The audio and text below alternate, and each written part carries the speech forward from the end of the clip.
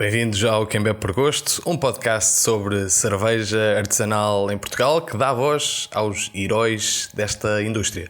Meu nome é Tiago Lopes e aqui comunico cerveja. O convidado de hoje é Rémi Basset, um fanático do mundo do vinho e da cerveja. Estudou a biologia marinha, mas os bichos que mais gostou foram unicelulares, as leveduras. Encontra-se a terminar o mestrado em fermentação e passou os últimos meses a desenvolver um programa de análise sensorial na Dois Corvos. Comment ça va bien, Rémi? Ça va très bien, merci. Bienvenue. Obrigado pelo convite. Fica aqui todo o meu francês. Dei tudo. Já foi. Já acabou. Que pena. Tu és uma pessoa da música, não é?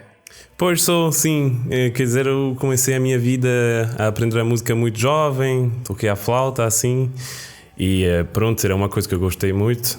Também toco a guitarra numa banda, tipo uma coisa que todos os teenagers fazem, né? Certo, mas depois foste parar a uma fanfarra que de certa forma pode ser meio inusitado. Não, fanfarra não era para a música, para que todas as pessoas percebem, era mesmo para fazer festa, beber e tal. Mas era para tocar naquelas festas das vilas pequenas assim, convidar nós. Não nos recebemos nada, mas era para desde que tivessem o cachê incluísse cerveja ou álcool? A maioria era cerveja, ou vinho, se calhar, regional. Certo. Vinho regional, exatamente. Já vamos falar um bocadinho sobre isso. Pergunto-te se tudo falhar no mundo da fermentação, tu dedicas-te à música, não é? Sabes que tens aí um passado. Pronto, é isso que eu gosto na minha vida agora, é que eu tenho as duas coisas separadas, que tipo, quando faço música eu posso esquecer da fermentação e quando faço fermentação eu posso esquecer da música, mas também funciona dos dois lados assim. E é sempre uma maneira de fugir um bocadinho do mundo do trabalho, porque se calhar a fermentação vai ser o meu trabalho logo, e a música é mais um lucro, né? Para brincar e tal. Certo. Tu estavas a falar em fugir e há uma forma de fugir a pé, mas é sempre mais rápido fugir de Segway. Tu foste instrutor de Segway em algum momento. Conta-me lá o que é isso de ser instrutor de Segway. Então, para quem não sabe o que é um Segway, acho que é uma máquina com uma plataforma, duas rodas ao lado e aquela cena no meio. Tu estás de pé nesta máquina e vais andando assim a virar um bocadinho pelos lados. E é automático, elétrico assim. Mas pronto, eu fiz isto porque eu gosto muito da minha cidade onde eu nasci e eu tinha a oportunidade de ser guia turístico, porque tinha um amigo que tinha uma empresa de guias assim. E pronto, era o lançamento do projeto, eles estavam à procura de uma pessoa para tentar só jogar nisso e pronto, fui eu. E tu foste altamente treinado, não é? No início é uma coisa que acho que a maioria das pessoas vão dizer que é difícil arriscar e tal, mas no final, tipo, depois de 10 minutinhos já estás pronto a ir. Felizmente, porque senão vai ser difícil ter clientes para fazer tours na cidade. Mas a maioria do trabalho era mesmo nos barcos, porque temos um rio na minha cidade, Albi, a cidade mais linda da França, para quem não sabe, e tem um passeio de barco e eu fazia isto como guia, mostrar as cenas e depois fiz o Segway, mas pronto. Certo. Passamos logo para uma pergunta do público, neste caso duas perguntas com uma voz que te é familiar e também, quem sabe, familiar a quem nos ouve, uma incorporação de uma personagem popular, César Bento. Pourquoi le grenouille pue la soupe? E qual é o teu peixe favorito, já que és biólogo marinho? Portanto, temos aqui duas perguntas. A primeira, confesso que desconheço a tradução. Aliás, eu conheço porque fiz algum trabalho de investigação, mas pourquoi le granule pour la soupe? Pue la soupe. Pour la soupe. Pue. Pue é tipo cheira mal. Porque é que o sapo cheira a sopa? Esta é uma boa pergunta. Acho que só o César tem a resposta deste, né? É misteriosa sempre, mas se quer ele mergulhou na sopa e já se cheira a sopa, né? Mas pronto. Certo. E depois pergunta-te qual é o teu peixe favorito, já que és biólogo marinho. Eu não gosto muito de comer peixe, também não conheço muito nomes de peixes. Mas eu gosto bastante de bacalhau. Eu gostava já disso antes de chegar em Portugal, então, mas biologia marinha não era mesmo a coisa que eu gostava mais, mas sim, eu ia dizer bacalhau. E aqui descobri várias maneiras de comer bacalhau. Certo, Portugal é o que não falta, são formas de cozinhar bacalhau. Tu vens, estavas a estudar biologia, quer dizer, estavas a estudar, o que é que estavas a estudar antes de vires para Portugal? Eu comecei a estudar na universidade da minha cidade, em Albi, ciências ambiental. É tipo biologia geral, mais ou menos, em relação com o ambiente. E pronto, depois tinha a oportunidade no terceiro ano da licenciatura de ir fazer um Erasmus. E a minha professora disse: ok, podes escolher qualquer coisa. Pronto, a única oportunidade de ir embora a fazer Erasmus era em Faro, Portugal, só isso, não tinha outra possibilidade. Então eu ia te perguntar tipo, porque é que escolheste Portugal? Tipo, a minha universidade é muito pequena, então não tem muitas parcerias assim, e a única era com Faro. Então eu disse: ok, eu quero ir lá. E a minha professora disse: ok, mas lá é biologia marinha. Eu disse: ok, então vamos. Eu podia escolher todos os cursos que eu queria, então isto era muito fixe. E pronto, decidi ir-me embora porque ele tinha 19 anos, bastante jovem, e pronto, eu gostava de tentar uma coisa, jogar no mundo assim, e pronto, foi Biologia Marinha. E depois disso, visto que com a Biologia Marinha não ias a lado nenhum, e fizeste um ano sabático, não é? É isso, quando terminei o meu Erasmus, eu tinha visto muita coisa no Erasmus que eu não conhecia antes, tipo encontrar pessoas, percursos diferentes de pessoas, tipo de estudos, de vida, de trabalhos e tal. E eu pensei: ok, já sei o que é e já sei que não sei nada. Tipo, eu não sabia o que é que fazer, o que é que eu gostava. Gostava bastante da biologia marinha, mas eu também percebi que não era a coisa que eu queria fazer logo. E pronto, não sabia nada, então decidi fazer um ano sabático. E eu comecei este ano sabático por trabalhar num laboratório de análise de vinho na minha região. E gostei bastante, mas ainda não reparei que era a coisa que eu ia fazer na minha vida. Mas pronto, neste ano sabático tinha a oportunidade de viajar pela Europa e ir em vários sítios. Antes disso, tu onde é que...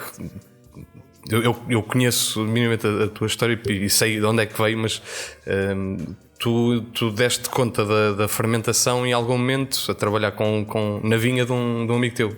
É isso, eu encontrei um amigo meu, Charles, que tem a mesma idade que eu, tipo 26 anos, que estudava na mesma universidade em Albi, e o gajo estava a viver numa quinta com os pais deles que estavam a fazer vinho. E ele estava a começar a trabalhar nas vinhas, fazer vinho e tal. E depois os pais deles foram embora. História um bocadinho estranha, mas pronto, o gajo chegou a ser sozinho na quinta a ter que fazer vinho, coisa que ele gostava muito, mas então precisava de ajuda. E com os amigos da universidade gostávamos muito de passar tempo lá. Desculpa. Entre outros, né? Mas pronto, é isso mesmo, passar tempo lá para ajudar nas vinhas e tal, e com certeza ajudar a abrir garrafas também e a desvaziar. Mas era assim que eu comecei a conhecer este mundo da fermentação, que eu comecei a gostar disso. Era mesmo uma coisa de trabalhar juntos e se ajudar, e agora o gajo está a fazer muito bem. Tipo, ele tem 15 hectares de vinhas, tem família ao lado, amigos, ele recebe muitas pessoas que vêm a fazer woofing, que é tipo, tu vais numa quinta, trabalhas de graça, mas tu podes dormir e comer e beber de graça também. E ele conta muito nisso, nesta ajuda, que é um sistema que funciona muito bem. Pois foi algo que tu fizeste bastante também enquanto estiveste pela Europa, imagino. É isso, eu comecei Foi durante este ano sabático, não? Durante este ano sabático ele começou a fazer woofing, e eu também tinha esta ideia, mas de ir a fazer fora. E então fui para a Irlanda. Eu fui em 2 quintas diferentes e a aprender a fazer. A agricultura em geral não tem que ser vinho, pode ser vinho, legumes, frutas, mas também queijo, não sei o quê. As quintas onde eu fui era mesmo legumes, permacultura, também para quem sabe um bocadinho o que é. E sim, aprendi a viver lá no meio de nada, cortado do mundo mesmo, tipo sem água nem eletricidade. Era mesmo uma experiência bastante interessante. E também porque eu gostei muito da Irlanda nesta altura. E onde é que entra em algum momento tu experimentaste o universo do homebrewing, tropeçaste numa oportunidade de fazer cerveja e... Pois é isso, a passar tempo na quinta de um amigo, eu cheguei a conhecer pessoas que vinham fazer woofing lá, e tinha uma menina que passou 3 meses lá, há 3, 4 anos, no verão.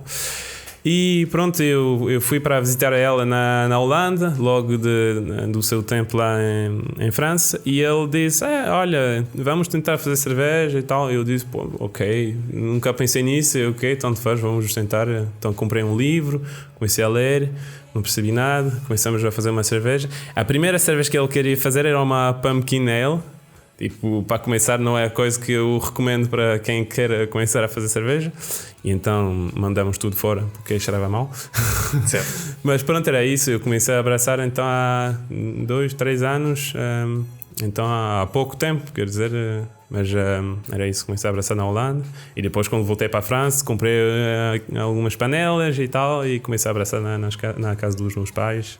Como toda a gente, imagino. E nesta viagem do Homebrew tiveste a oportunidade de fazer cerveja com alho? Ok, não era realmente uma cerveja com alho, no sentido que era sem querer.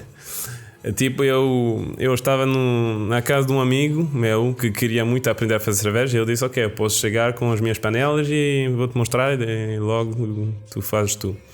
Só que não tivemos nenhum balde de fermentação de plástico. O único que tínhamos lá era um balde que antigamente tinha muito alho. Porque na minha região tem um alho, que é o alho rosa, que é muito específico desta região. Então o gajo arranjou um balde que tinha alho. Tentamos limpar com sabão, com tudo, com vinagre e tal, mas não saiu o sabor de alho. E pronto, decidimos que deve ser isso, e fermentou a cerveja neste balde que tinha alho antes, então nem tem nenhum alho na receita, mas a cerveja sabe mais alho do que qualquer coisa. Certo. E depois também tinhas chegaste a fazer uma cerveja com flor de sabugueiro. Isso. Eu fiz, não era realmente uma cerveja porque não usei nenhum malte, era tipo uma coisa que depois aprendi que se chama hard seltzer.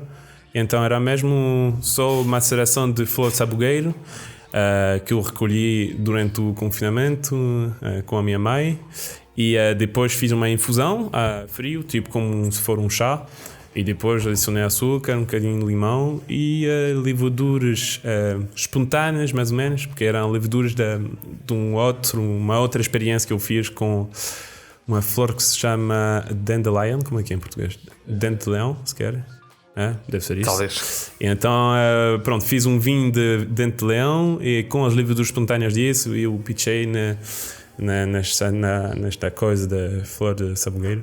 Mas flor de sabugueiro é interessante porque é muito saboroso, só que para recolher é muito trabalho. Mas que também faz parte um bocadinho desta experiência do homebrewing. De certa forma é possível fazer algumas cervejas mais com pouco limite, porque estás a falar de uma quantidade relativamente pequena, e então consegues-te... Pois é, isso, que é o caso destas Brett Hotel que nós estamos a ver, que gentilmente nos são cedidas para nosso proveito. Tu depois decidiste estudar mesmo a fermentação. Inicialmente imagino que tivesses pensado mais aplicado no universo do vinho, mas ou se calhar não, se calhar também no facto não, porque eu estava depois eu fiz um segundo ano sabático logo nas minhas estudos, e eu tinha a oportunidade de visitar uma cervejeira em Alsace.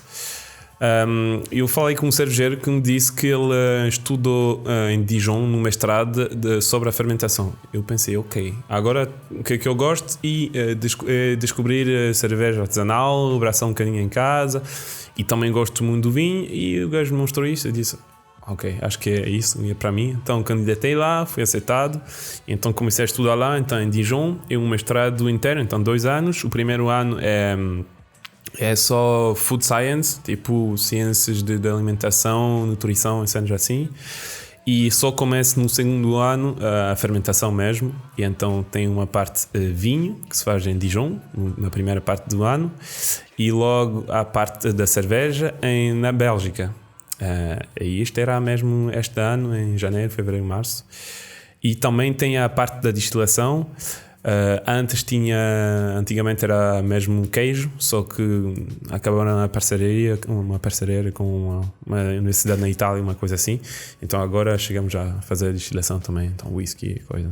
Nice. E foi nesta altura que tu fizeste um estágio na Bendorf?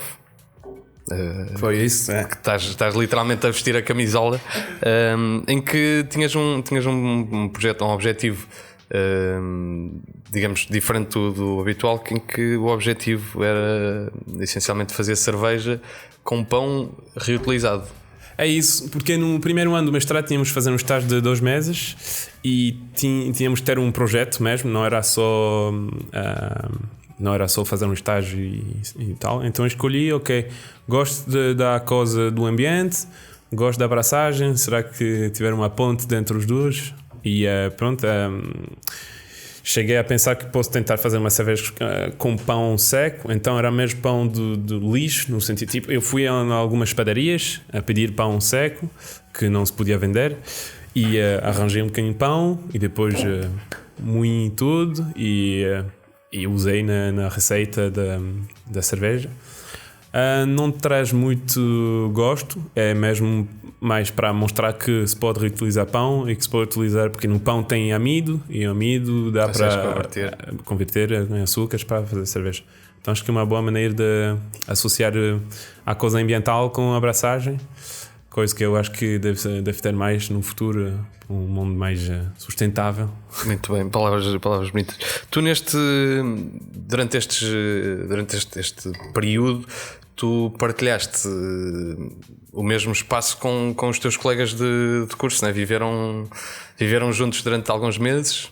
É isso, isto foi mesmo uma aventura. Tipo, a parte em Dijon, éramos todos estudantes normais e pronto, éramos todos franceses e vivíamos separados.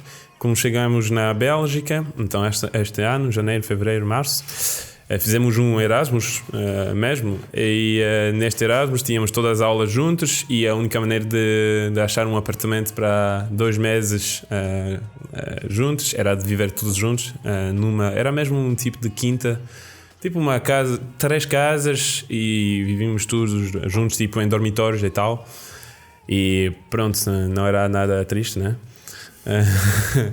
Ainda mais num país como a Bélgica, onde se acha muita cerveja muito diferente e barato também. E vocês aqui exploravam o curso em si, o que é que faziam juntos?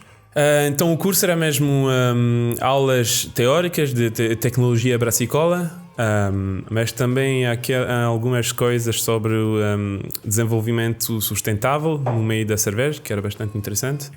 É tipo como usar o dress, reduzir a consumo de água e coisas assim. E depois também a análise de maltas e de mostos. E também muito interessante era visitar fábricas. E lá na Bélgica não falta, né? Pois. E então tínhamos a oportunidade de visitar algumas bastante interessantes, como a Brasserie de Legende, que era mesmo em Ath, na cidade onde estudávamos. Também a Brasserie Collier, que é bastante grande, bastante antigo, para quem sabe um bocadinho da cerveja belga. E, claro, a Cantillon. Fomos todos lá juntos a fazer a visita e a beber copos. Este também era fixe, porque era uma altura que nós podíamos viajar nos fins de semana e ir a buscar cervejas inéditas, tipo fomos para a Driefontein, fomos para a Westvleteren também, arranjamos umas caixas. É sempre uma experiência, acho, interessante. Mas vocês viviam todos, ou seja, normalmente quando fazes essa procura pela cerveja, vais já a Cantillon e vais já a Westvleteren, acabas por ser um pouco beer geek, e toda a gente estava nessa mentalidade, ou nem por isso? Não todas, mas a maioria sim. Tipo, chegamos neste mestrado, que é mistura entre vinho e cerveja. Digamos, somos 17 no mestrado, somos 16 a querer fazer a cerveja. Sim, só uma pessoa que era mesmo lá para fazer vinho. E então chegamos a ser tudo mais ou menos, não obviamente beer geeks, mas interessado pela cerveja mesmo. Então por isso que foi interessante este período na Bélgica, porque foi mais intenso das descobertas e nas aulas e tudo sobre a cerveja mesmo. Muito bem, agora partimos para uma nova rúbrica em que vamos conhecer, neste caso não as cervejas belgas, mas as figuras que participam na indústria da cerveja em Portugal, as figuras femininas, e será apresentado por Marta Alves e vamos acompanhar. Rola o genérico.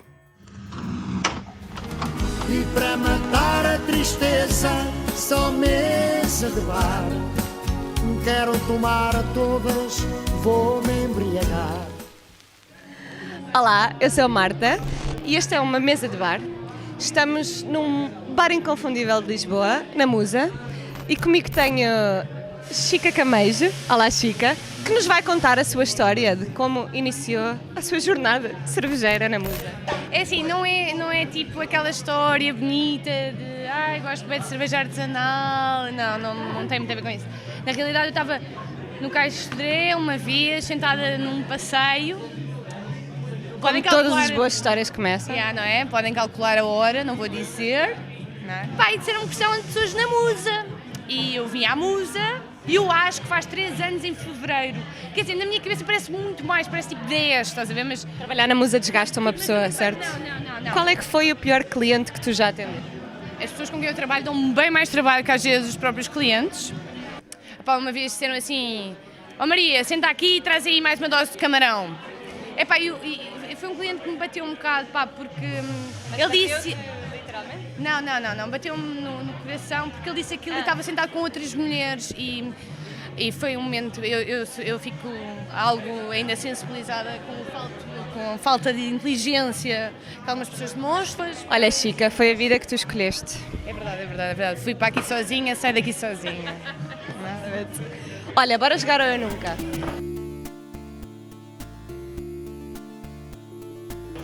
Eu nunca fui trabalhar bêbada. Toda? Até me estou a babar. Isto acontece. Eu nunca cheguei ressacada ao trabalho. Eu também contigo. Eu nunca bebi uma cerveja má de alguém e fingi que era boa. Não vou beber. Eu não faço essa poker face, caguei nessas merdas, meu. Juro-te. Uma pessoa real aqui connosco. Juro por uma tudo. pessoa real. Eu nunca recomendei uma Imperial Stout ao cliente só para ele se calar. Já estás a ver, mano? Cala. Mas já recomendei cervejas com muito álcool, porque queria de facto ver a transformação que poderia causar naquela pessoa, porque há pessoas que tu ficas a pensar, mas como é que será esta pessoa alterada, queres que ela se solte mais? E faz isso, e é maldade, mas normalmente se tu fores bom a vender uma coisa, as pessoas vão comprar aquilo que tu quiseres. Há muita gente que chega aqui e pede-me a IPA e sai com uma César, amigo, porque eu não me apeteceu engatar a IPA. Eu estou a dizer muitas coisas erradas. Bom, vá, vamos ao Mary Fuck Kill. Tens que escolher alguém para casar, para fazer o amor intenso e extenso, ou para matar. Pedro Lima, Bruno Carrilho, Pedro Castro. Tem dias, sabes? Eu acho que eu casaria sempre com Pedro Castro, um monarca. Boas famílias, Castro de Castro. Sim. Devias apostar mais nisso. Lima é um nome tipo fraco para casamento, Lima. É nome de cão, não é? Essa foi muito boa. Essa foi de facto. Acho que agora é. É assim, eu acho que para foder ia escolher o Lima, e vou dizer porquê. Porque provavelmente não nos íamos lembrar. Também não matava o Carreiro. Não matava o Carreiro, claro que não. Carreiro é um amor, mas também não casaria com ele, nem iria para a cama com ele. Preferias passar um fim de semana romântico com Pinance com o Mateus da Dois Corvos? Sim. Ou que o Fábio passasse um fim de semana com a Marta? Que o Fábio pensasse um fim de semana com a Marta. Na volta fazia-lhe bem. Não é? Quem sabe? Não, eu sou uma pessoa de partilhar. Uma cena a 4. Uma cena a 4? Como assim? Não, eles são muito parecidos, não. Eles são muito parecidos. Assim, São iguais, eles pessoal, não, são não iguais. São. Eles são mas as pessoas iguais. consideram isso, eu não considero de facto.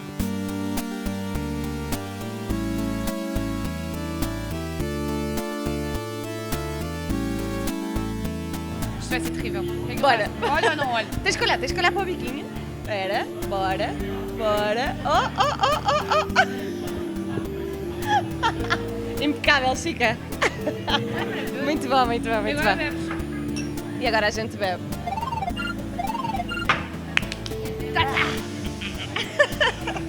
Pronto, agora. Digo-te já. A minha primeira vez vai ser contigo. Mas aponta para a boca, Eu vai estou lá. a sentir que isto é um bocado a sério. Aponta para a boca. Vejamos.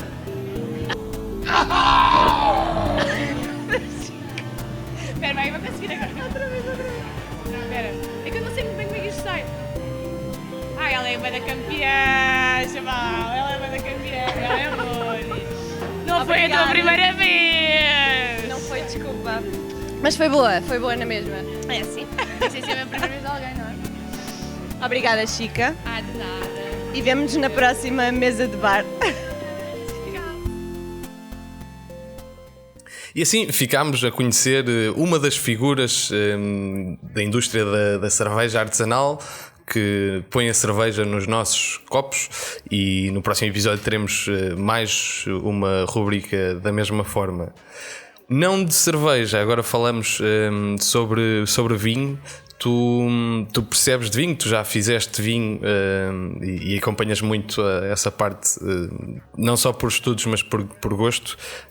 O que é o equivalente do vinho à cerveja artesanal? Eu ia dizer o equivalente a um vinho numa escada pequena. É tipo uma quinte. O mais importante para mim já é recolher à mão e fazer vinho com as uvas que tu recolhes. Tem muitos vinhos que na França é muito fácil ver na rolha em cima tem escrito récoltant. Se não tiver escrito isso, já sabes que é uma pessoa que compra uvas e que faz vinificação. Então já para mim falta a ligação entre as pessoas e a terra e as plantas. Para mim isto já é uma coisa muito interessante, e então uma quinta que trabalha as vinhas já é uma boa coisa, mas que trabalha também com coisas ao lado. Vou sempre tomar o exemplo do meu amigo, porque ele tem não somente vinhas, ele tem todo o ecossistema ao lado. Então tem animais, ele cultiva cereais e faz tudo está a seguir as estações do ano, e ele trabalha mesmo com o conceito da biodinâmica, que é uma maneira de trabalhar as vinhas um bocadinho específica, mas muito ligado já é biológico, mas também ligado com as estações, o tempo, o clima, e sendo assim. E também o que eu gosto quando se faz vinho é usar um mínimo de produtos químicos como sulfuros e coisas assim, e trabalhar com leveduras indígenas. Seja, quando tu prensas as uvas, tu tens leveduras indígenas nas uvas, e já dá para começar a fermentar sozinho assim. Mas tem muitas pessoas que esterilizam o mosto, seja com tecnologia tipo aquecer ou coisa assim, ou tipo pasteurização. Sim, ou também sulfitas, e depois mete leveduras sem verdadeira identidade, que é isto que acho que é muito importante para que um vinho tiver um caráter específico. É possível fazer vinho com fermentação natural, mas em volume, ou seja, e eventualmente apanhar a uva à mão, mas com um volume grande? Isso existe? Pois sim, existe mesmo. Eu ia mesmo tomar o exemplo daquela destilaria que nós visitamos com os colegas em França. Era a maior destilaria do mundo de fruta, destilaria de fruta do mundo. Eles têm fermentadores de 3.000 hectolitros, que são 300.000 litros, e todo em fermentação espontânea. Então se eles recolhem... Não é uvas, é tipo maçãs, cerejas, frutas com caroças e cenas assim, e é toda em fermentação espontânea. Para mim é só uma coisa é um feeling, mas também é experiência, é conhecimento, é conhecer as tuas vinhas, conhecer as tuas cubas, conhecer o material com quem trabalhas, conhecer o clima, o tempo. E é por isso que acho que é mais difícil fazer um vinho com leveduras espontâneas, fazer um bom vinho com leveduras espontâneas, porque tem muitos fatores que vão influir. Dependes de muita coisa que tu não controlas, mas ou que seja que tu conheces e que tu podes fazer aquelas intervenções no vinho, tipo transferências, prensas, macerações, cenas assim, porque tu já sabes como é que funciona. Pois, daí a minha questão de, por um lado, quando tens mais volume, tens mais preocupação com a parte comercial e sustentabilidade do negócio. Pois é. Porque tens um volume maior e é mais difícil tu deixares o risco controlar ou a aventura. Daí a minha questão. E desconheço, sinceramente. E é isso, um bocadinho. Eu queria perceber também, tipo, como é que, por exemplo, cá em Portugal, possivelmente encontras bom vinho, mas como é que se escolhe um bom vinho? Como é que tu encontras um bom vinho? Não sei, para mim um vinho é muito ligado com a história da quinta e da pessoa que faz o vinho. Então eu prefiro conhecer a pessoa que faz o vinho do que comprar um vinho. Tipo, comprar um vinho no supermercado para mim não faz sentido nenhum. Tipo, pode comprar qualquer coisa e vai ser a mesma coisa porque é anónimo, mais ou menos, já ver? Então eu prefiro ir numa quinta, encontrar com as pessoas e degustar com elas e beber, e depois logo, ok, quando vou beber este vinho, vou-me lembrar da pessoa, dos tempos lá. Certo, mas isso por um lado acaba por ser, idealmente, se conseguirmos conhecer todos os produtores de tudo que nós comemos e bebemos, perfeito, mas nem sempre é assim o caso. Mas pergunto eu, tipo, sem ser tão extremo de facto ir às quintas e conhecer as pessoas, como é que se consegue, ou seja, dirias que nunca se compra vinho de supermercado, por exemplo? É porque no vinho de supermercado, aqui em Portugal não sei como escolher, porque nem sei o que é que está escrito no rótulo e tipo, pronto, os tamanhos das quintas e coisas. Mas uma coisa que é muito interessante, acho, é provar várias castas. Então eu gosto muito dos vinhos monocastas, é tipo, tem só uma casta. Por exemplo, um vinho que tem só Merlot, por exemplo. Então acho que é muito interessante para aprender como que sabe o Merlot e depois para conseguir reconhecer. E depois uma questão de gosto, como sempre. Depois tem sempre defeitos, que pronto, se tiver defeitos que tu não gostas, tipo, não sei, a oxidação. Como é que tu vês? O Brett, por exemplo, é um big no vinho, mas por outro lado, tu no vinho natural tens a fermentação espontânea, não tem que ser Brett, mas sim, o mundo do vinho, eles têm este bicho que ele não gosta, mas para dizer a verdade, tem alguns vinhos com Brett e pronto, é uma questão de gosto, acho eu. Porque tem algumas pessoas que vão beber um vinho com Brett e vão dizer, eu gosto muito disso, porque eles vão pensar, isto é um vinho natural, isto é um vinho feito sem sulfitos, é mesmo uma questão mais psicológica. Mas pronto, se tiveres os ferramentas para provar um vinho, quer dizer, aprender a degustar o vinho e tal, e reconhecer o que é que tu gostas, o que tu não gostas, já pode fazer a separação dentro.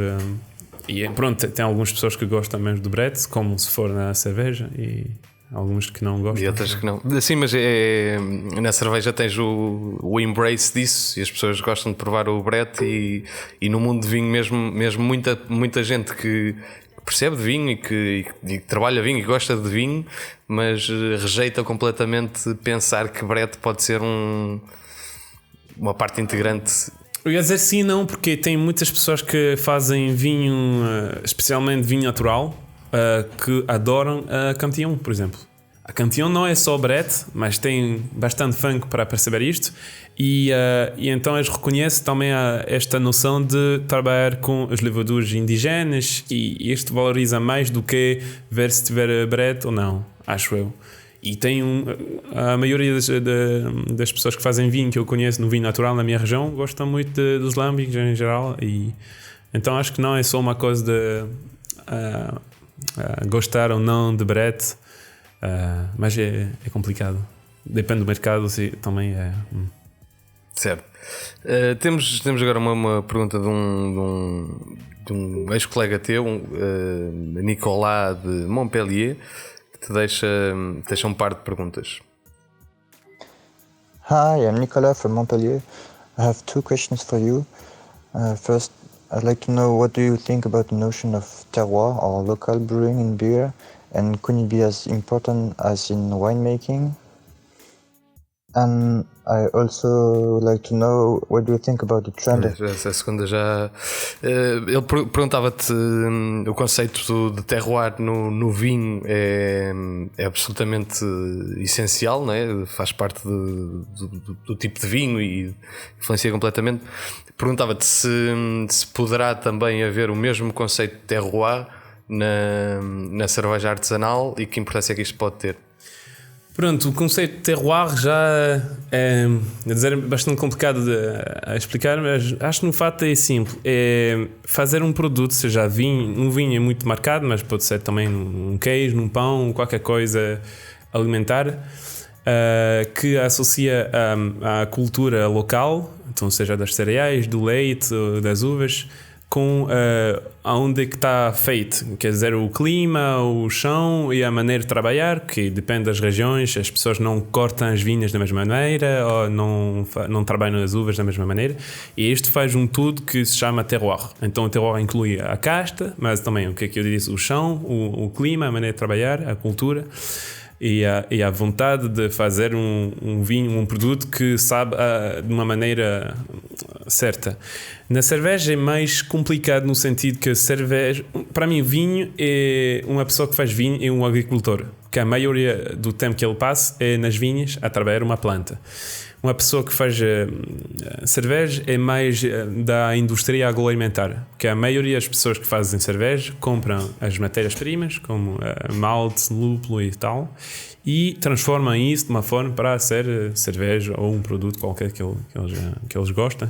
Então é mais complicado ter a ligação com o terroir, mesmo então um local específico, mas tem sempre a possibilidade e tem algumas quintas que fazem cerveja, e para mim este é mais a definição de terroir na cerveja. Então se pode aplicar com certeza, mas é um trabalho muito diferente. Tu passas tempo no campo a recolher as cereais e depois a maltar, a fazer lúpulo. Lúpulo e cereal são duas atividades muito diferentes que precisam de um equipamento muito diferente. Então é complicado combinar, mas acho que sempre dá para arranjar, e para mim isto faz mais sentido do que, por exemplo, o consumidor qualquer vai pensar, ok, vou comprar uma cerveja portuguesa. Pronto, ok, para apoiar a indústria local, mas ele tem que saber que esta cerveja está feita com malte inglês, com lúpulo americano. Mas pronto, não tem que ser mal, mas tem que saber isso. E se tu queres agir, tipo, ser proativo para ajudar o ambiente ou coisa assim, ok, tem que saber isto e saber o que é que se pode fazer, o que é que não se pode fazer. Pois, mas então não tens, lá está, tipo, tu em Portugal o pouco malte, a pouca cevada que é maltada por uma dos gigantes que consome os próprios ingredientes da maltaria, mas tu acabas por não ter acesso a grão.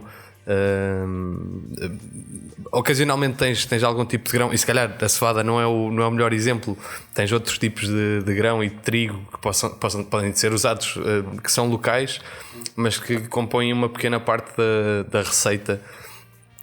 Não é preto ou branco, com certeza, e para um país que ainda há falta de disponibilidade, como aqui em Portugal, é muito complicado. Mas então acho que é mesmo, depende muito das iniciativas das pessoas, e com certeza eu sei que é uma coisa difícil, mas é uma coisa que já se pode começar a pensar e discutir com as pessoas, trocar ideia. Já acho que é um bom início.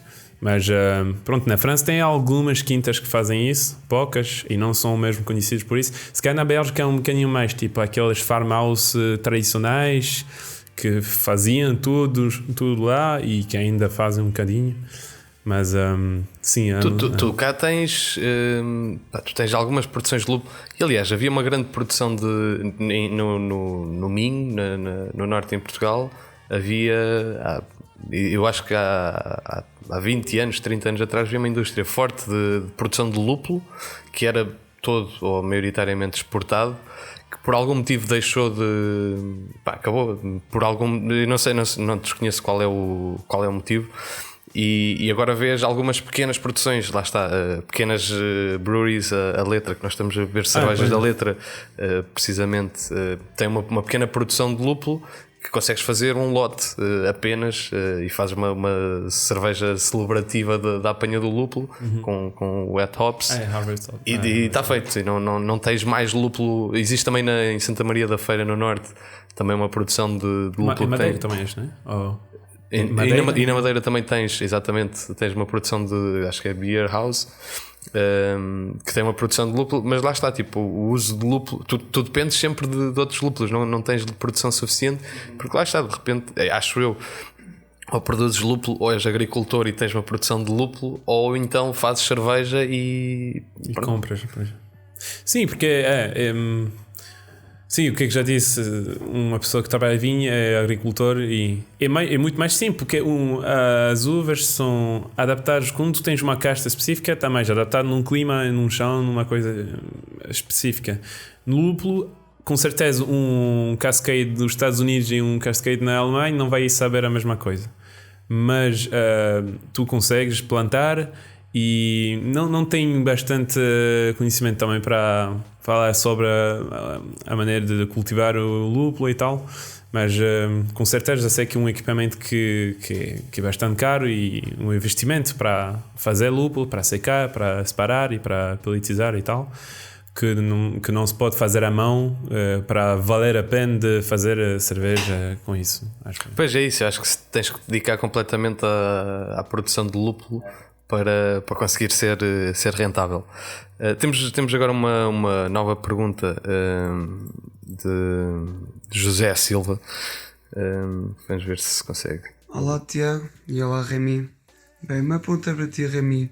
Tu que gostas de experiências de fermentação e coisas naturais, fermentações naturais, o que é que tu achas de fazer uma cerveja com queijo francês? Até pode fermentar natural com queijo lá para dentro, nem precisa de inocular levedura.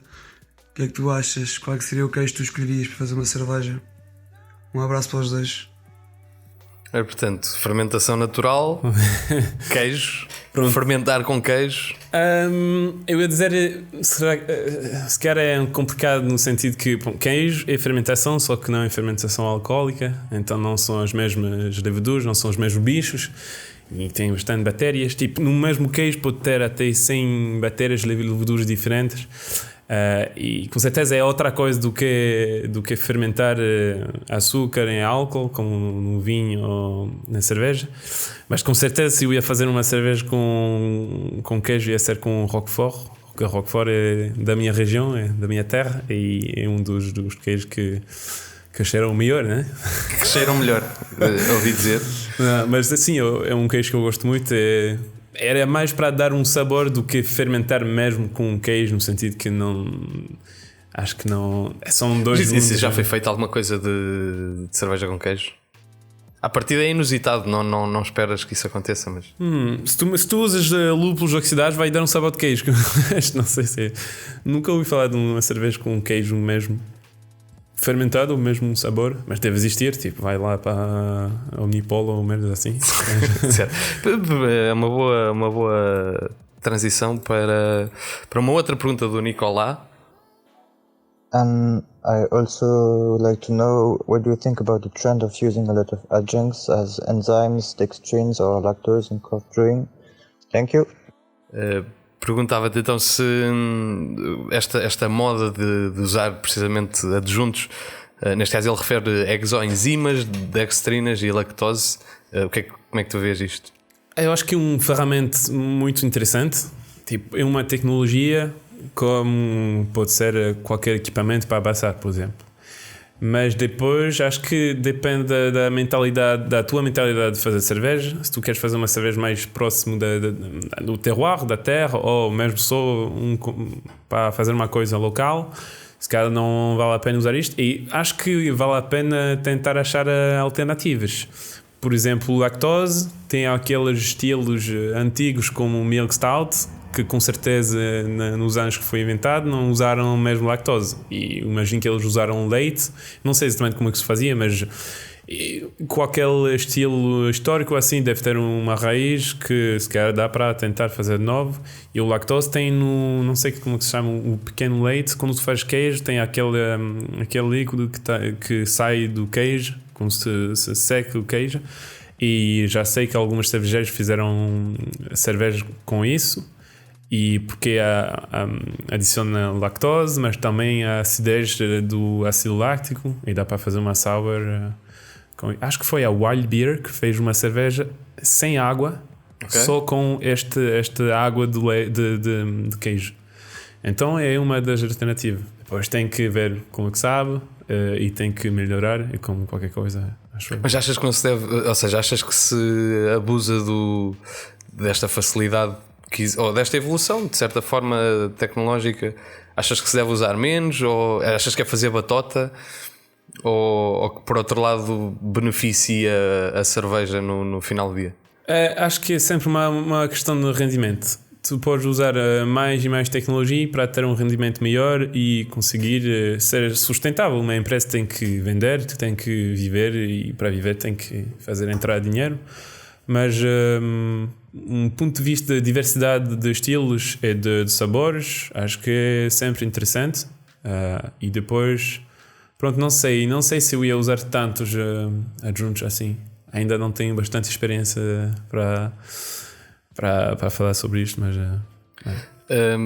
agora, recentemente, e foi onde eu te conheci, estiveste na Dois Corvos a desenvolver um programa de análise sensorial, em que eu acho que se dividiu em duas etapas diferentes. Por um lado, houve um trabalho de prova de sabores que não se querem na cerveja através dos conhecidos kits de off flavors. E por outro lado houve um trabalho de análise sensorial propriamente dito, em que fazias alguns testes com fórmulas já definidas para chegar a algumas conclusões. Em que é que isto consistiu e o que é que conseguiste? Análise sensorial para mim é uma coisa que é muito importante em qualquer coisa. Quando tu produzes um produto qualquer, seja comida ou bebida, e então o meu projeto era mesmo usar a análise sensorial como ferramenta para controlar a qualidade, até melhorar mesmo. Então aquela primeira parte que era de conhecer os flavors, os defeitos, era mesmo. Tem aqueles kits que te pode comprar, que tens algumas cápsulas com os defeitos, tipo ácido acético, DMS, diacetil e coisas assim. Tu mexes em 1 litro de cerveja, provas, vomitam não, mas é feito mesmo para começar é uma iniciação, e depois tem que praticar para ter certeza que tu sabes o que é que tu provas. E este é mesmo para ajudar na produção. Por exemplo, tu tens que medir uma densidade de uma cerveja qualquer, e depois chegaste a provar esta cerveja e tem uma coisa que é estranha, tipo um clorofenol. De onde é que pode vir esta molécula? Como é que se pode corrigir eventualmente, ou melhorar o processo para a próxima vez. Então isto é a primeira parte.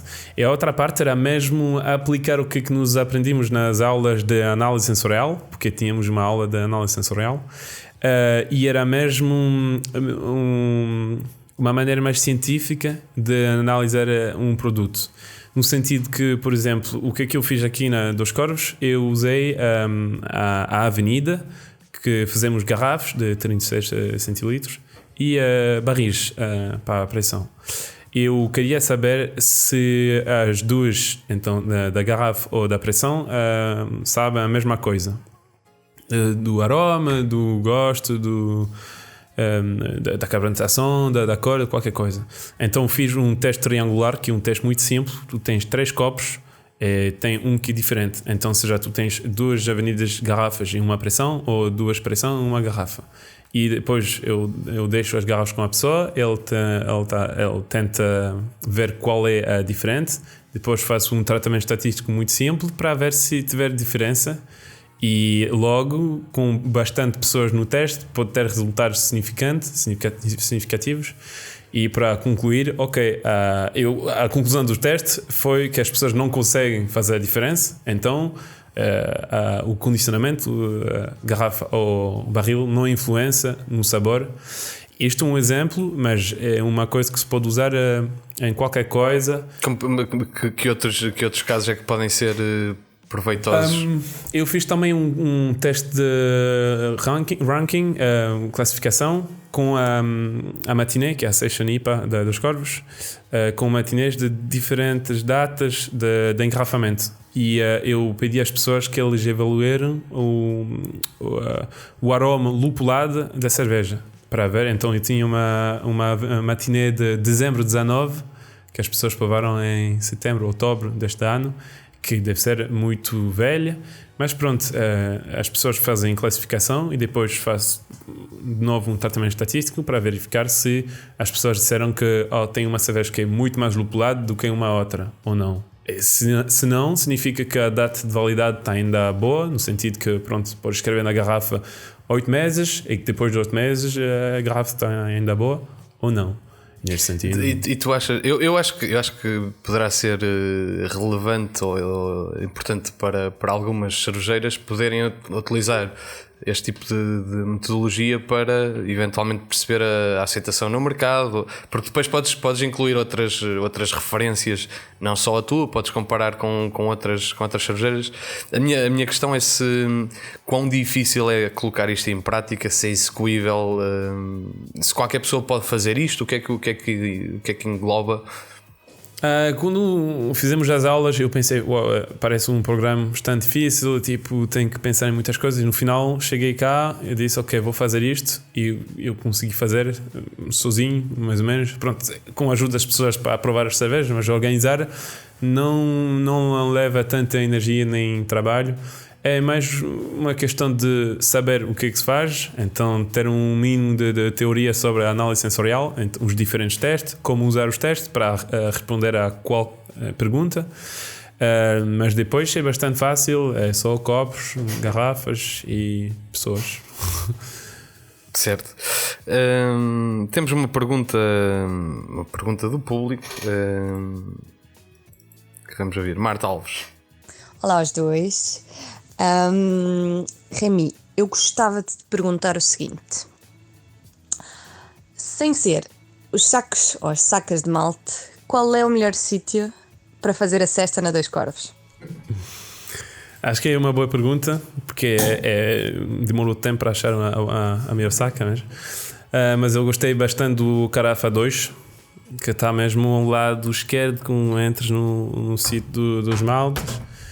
E sequer me acostumei bastante a fazer cesta quando trabalhei nas vinhas, mas acho que é bastante importante. Aprendemos isto mesmo na aula de desenvolvimento ambiental da cerveja, porque tem um lado económico, ambiental e das pessoas, social. E nesta aula aprendimos, a nossa professora nos forçou a fazer uma cesta na aula, a discutir um gajo a falar muito devagar assim e nos tínhamos que dormir na aula. Então acho que é bastante importante, mas tem que saber tirar a cesta, porque se dormir mais, às vezes tu ficas ainda mais cansado do que Tem que ser ali o tempo certo, é a power nap. Muito bem. É isso. Nós agora estamos a ver uma Grey Pale que vai de encontro ao que temos vindo a falar a teu pedido, não é? Uma Grey Pale Late Harvest de 2019, creio. E queria te perguntar um bocadinho a questão se conhece o estilo da Portuguese Grey Pale. Foi herdado da Italian Grey Pale, mas por outro lado está a tentar ser introduzido no BJCP, e acho que está nesse processo e acho que eventualmente vai acontecer. Isto se calhar é algo que nós temos o terroir aplicado na cerveja, ou não? Sim, para mim acho que é uma maneira interessante de mostrar às pessoas o que é que se pode fazer. Depende da maneira que tu fazes a Grey Pale. Tem várias maneiras e cada maneira é própria a uma fábrica, eu ia dizer. Mas, por exemplo, eu já tinha feito uma Grey Pale com um amigo meu, lá na quinta de um amigo, do vinho. E o conceito era mesmo de fermentar um mosto de cerveja com as levaduras indigenas do mosto de uva. E então o que é que fizemos, que era bastante engraçado, era no período das vindimas. Então terminar as vindimas às 6 da tarde, voltar para a quinta e digamos, ok, vamos abraçar. Começamos a abraçar às 7 da tarde. O material não era mesmo bem eficiente e terminamos de abraçar às 4, 5 da manhã. E às 6 já estávamos de pé para fazer vindimas de novo. Bastante cansativo. Mas no final saímos com um mosto tipo 200 litros de mosto de cerveja, trigo e cevada. E depois, como foi refrescido, misturamos com um mosto de uva que estava lá nas cubas de uma recolha da semana passada, uma coisa assim. E 2 terços de mosto de cerveja com 1/3 de mosto de uva. E então nem inoculamos com leveduras, porque o mosto de uva já estava a começar a fermentar, então já tinha atividade.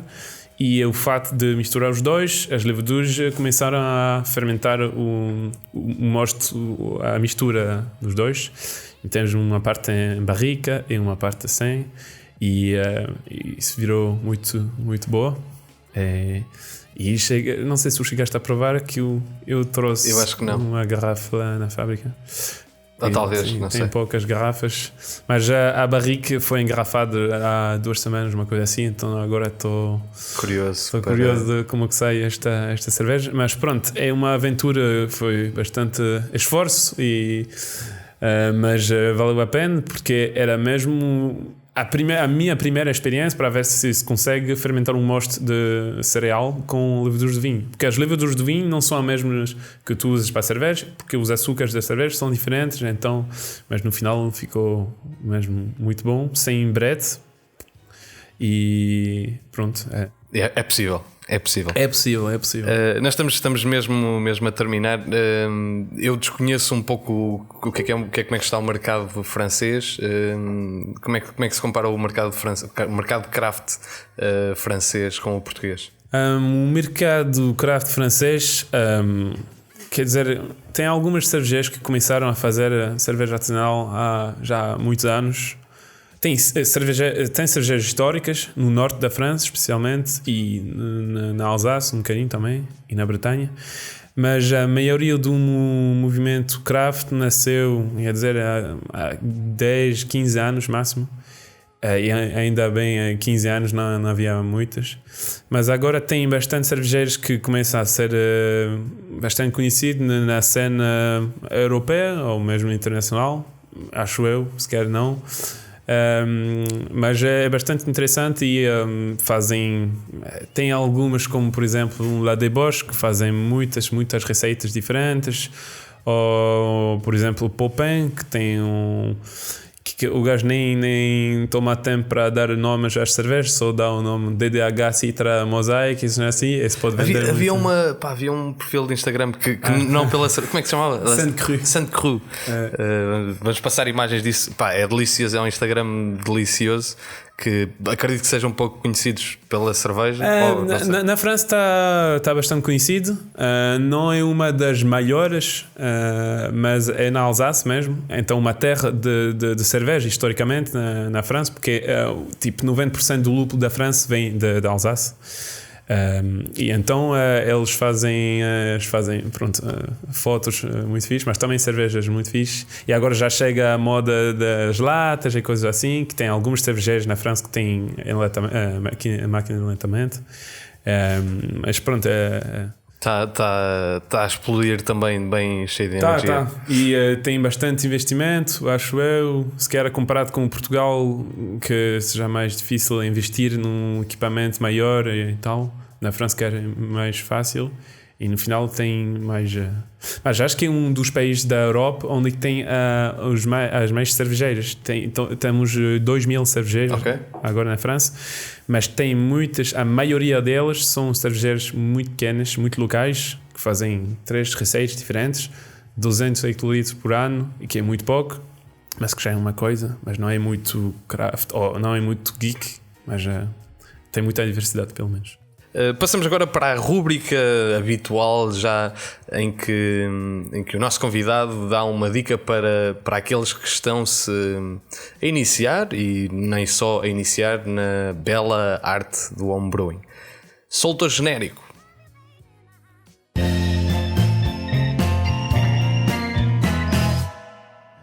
Então sim, para mim fazer cerveja em casa é sempre uma maneira de brincar com as coisas. Eu gosto muito de brincar com coisas, digamos, naturais, mas é tipo mais coisas perto do que é que tu tens ao lado de ti. Então, por exemplo, quando fiz aquela cerveja com flow sabugueiro, acho que é sempre interessante ir ao lado da casa e ver o que é que tem, frutas, flores. Todo mundo tem um avô com frutas, tipo cereja, coisa assim, e brincar com isto acho que é uma coisa muito interessante para trazer o terroir no homebrewing, né? Então acho que é isso. Muito bem, muito obrigado por esta dica, muito obrigado por cá vires e passares esta manhã. Sim, pronto, beber tão cedo não é muito recomendado, quer dizer, não fazem isso em casa, né? Beber Grape Ale às 10 da manhã. Exatamente. Mas gostei. Já devem ser 11. Muito bem, obrigado, Remy. Obrigado a ti também por estares desse lado, espero que tenhas gostado. Se foi o caso, partilha com alguém que poderá também gostar e assim levamos a cerveja artesanal ainda mais longe. Obrigado à Semente Audiovisuais pelo apoio, obrigado ao Preto Hotel pelas cervejas. Eu sou o Tiago Lopes e comunico cerveja. O Quem Bebe por Gosto é um podcast sobre cerveja artesanal em Portugal que volta daqui a 15 dias. Até lá.